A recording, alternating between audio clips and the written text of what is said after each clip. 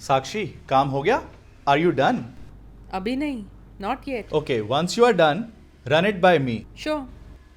आपने देखा, मैंने कहा रन इट बाय मी। इसका मतलब है कि मुझे दिखा देना, मुझसे चेक करवा लेना। रन इट बाय मी। आपको भी अगर कहना हो कि जब काम हो जाए तो बॉस से चेक करवा लेना। Once you are done, run it by the boss. मेरे पास पेन है। आई हैव अ पेन या I am having a pen? Correct answer है आई हैव अ पेन, क्योंकि हैविंग हम तब यूज करते हैं जब हम कुछ ले रहे होते हैं, कुछ कंज्यूम कर रहे होते हैं, कुछ खा रहे होते हैं। जैसे कि मैं लंच ले रहा हूं, आई एम हैविंग लंच। मैं फ्रूट्स ले रहा हूं, आई एम हैविंग फ्रूट्स। मैं चाय ले रहा हूं, आई एम हैविंग टी। लेकिन मेरे पास पेन है, आई हैव अ पेन। मेरे कुछ दोस्त हैं, आई हैव सम फ्रेंड्स। मेरा एक भाई है, आई हैव अ ब्रदर। एक और बार हैविंग यूज होता है जब हम किसी एक्सपीरियंस की बात करते हैं, जैसे कि मैं अच्छा टाइम बिता रहा हूं, आई am having a good time. मैं मुश्किल टाइम से गुजर रहा हूं, आई am having a difficult time. यह फर्क है हैव और हैविंग में। साक्षी, मैं तुम्हारे बर्थडे पर तुम्हें डायमंड रिंग लेकर दूंगा। I will buy you a diamond ring on your birthday. सच में? Really? I said it just for the sake of saying it. आपने देखा, मैंने कहा I said it just for the sake of saying it. इसका मतलब है कि मैंने सिर्फ कहने के लिए कह दिया, मेरा इरादा नहीं है। आपको भी अगर कोई ऐसी बात कहे जो सिर्फ कहने के लिए कह रहा हो लेकिन उसका इरादा ना हो, तो आप उसे कह सकते हो You are saying it just for the sake of saying it. यानी तुम सिर्फ कहने के लिए कह रहे हो, तुम्हारा इरादा नहीं है। अवल, तुमने म्यूचुअल फंड में कितने पैसे लगाए? How much did you invest in the mutual fund? 1000 रुपए, 1000 रुपीज। बस? That's it? Yeah, I am just testing the waters. आपने देखा, मैंने कहा I am just testing the waters.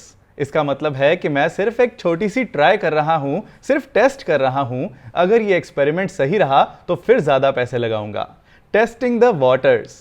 जब आप पानी में उतरते हो तो पहले पैर डाल के चेक करते हो कि पानी ठंडा है या गर्म, और फिर पानी में घुसते हो। वहीं से बना ये phrase testing the waters. Sakshi, आज पिज्जा ऑर्डर करें? Shall we order pizza today? Covid के चलते बाहर से कुछ खाने का ना ही ऑर्डर करें तो अच्छा है। Let's not order anything from outside during this covid times. Yeah, we are on the same page. आपने देखा, मैंने कहा we are on the same page. इसका मतलब क्या है? इसका मतलब है कि इस बात के बारे में हम दोनों की अंडरस्टैंडिंग सेम है, हम दोनों सेम लेवल पर सोच रहे हैं। जो तुम कह रहे हो मैं उससे अग्री कर रहा हूं। We are on the same page. अगर आपको कहना हो कि हम दोनों की अंडरस्टैंडिंग सेम नहीं है, हम दोनों सेम लेवल पर नहीं सोच रहे, तो आप ये भी कह सकते हो we are not on the same page. क्या हुआ? What happened? A mosquito came out of the blue and bit me. एक मच्छर अचानक से कहीं से आ गया और मुझे काट दिया। आपने देखा, मैंने कहा आउट ऑफ द ब्लू। ये एक इंग्लिश फ्रेज है जिसका मतलब है कि अचानक से कहीं से आ जाना, पहले से सामने ना होना। आउट ऑफ द ब्लू का मतलब है कि नीले आसमान में से अचानक प्रकट हो जाना। A mosquito came out of the blue and bit me.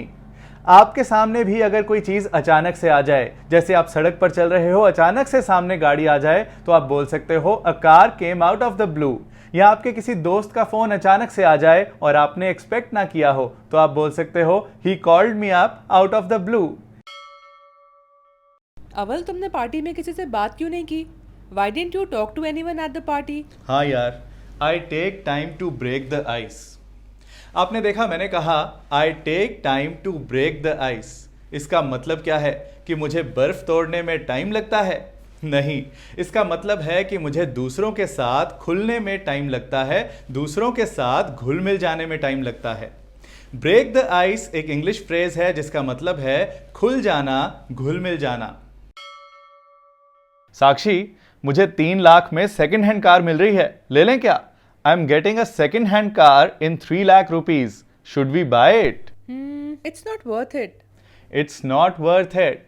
जब हम कहते हैं इट्स नॉट वर्थ इट, तो हमारा मतलब होता है कि ये चीज इस काबिल नहीं है कि इस पर इतने पैसे खर्चे जाएं। यानी ये डील फायदे की नहीं है, मुनाफे की नहीं है। It's not worth it. इसी तरह जब आप भी किसी को बहुत मेहनत करते हुए देखते हो किसी ऐसी चीज पर जिसका फायदा उतना नहीं मिलने वाला, तो आप उसे कह सकते हो इट्स नॉट वर्थ इट, यानी इस काम में इतना फायदा नहीं है जितनी मेहनत तुम इसमें डाल रहे हो। 2020 के यूएस इलेक्शंस में डोनाल्ड ट्रंप के अगेंस्ट, डोनाल्ड ट्रंप के खिलाफ इंडियन ओरिजिन की लेडी कमला हैरिस खड़ी हो रही हैं। सो आज हम इंग्लिश वर्ड सीखेंगे यूएस पॉलिटिक्स की न्यूज से। पहली हेडलाइन है कमला एक्सेप्ट्स वीपी नॉमिनेशन। कमला ने वाइस प्रेसिडेंट का नॉमिनेशन एक्सेप्ट कर लिया है, स्वीकार कर लिया है, मंजूर कर लिया है। नॉमिनेशन मतलब क्या है? जैसे रिजाइन से बना रेजिग्नेशन, इसी तरह नॉमिनेट से बना नॉमिनेशन। नॉमिनेट करना मतलब किसी काम के लिए किसी का नाम आगे रखना, किसी का नाम सजेस्ट करना कि यह काम इसे करना चाहिए। सो कमला की पार्टी वालों ने उनका नाम आगे रखा, उनका नाम नॉमिनेट किया कि उन्हें वीपी बनना चाहिए, और कमला ने यह नाम एक्सेप्ट कर लिया है, यह नॉमिनेशन एक्सेप्ट कर लिया है। नॉमिनेशन एक्सेप्ट करने के बाद अपनी स्पीच में कमला ने क्या किया? All out attack on Trump. Trump पर ऑल आउट अटैक किया। ऑल आउट आपने क्रिकेट में सुना होगा, जब पूरी की पूरी टीम आउट हो जाती है तो हम कहते हैं टीम ऑल आउट हो गई। लेकिन यहां ऑल आउट का मतलब है अपना पूरा जोर लगा देना, अपनी पूरी ताकत लगा देना। सो कमला ने अपनी पूरी ताकत लगाकर अटैक किया ट्रंप पर। फिजिकल अटैक नहीं किया, अपने शब्दों से अटैक किया, अपने वर्ड से अटैक किया।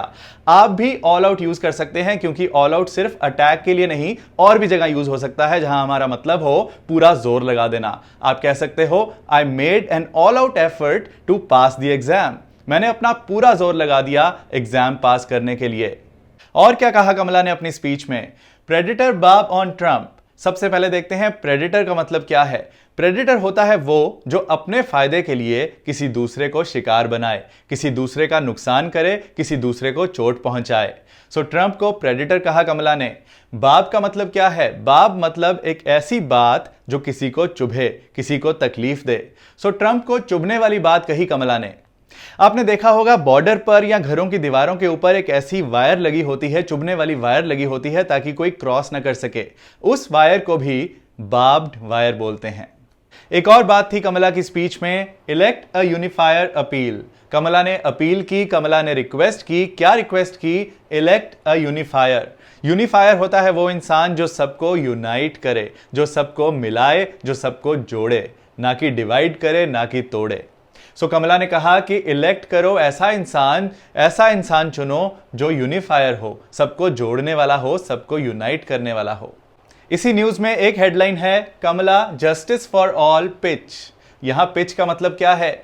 यहां क्रिकेट पिच की बात नहीं हो रही, यहां बिजनेस वाले पिच की बात हो रही है। बिजनेस में पिच का मतलब होता है कोई ऐसी बात जो किसी को रुझाने के लिए, किसी को कन्विंस करने के लिए की जाती है कि आप मेरी चीज खरीदो।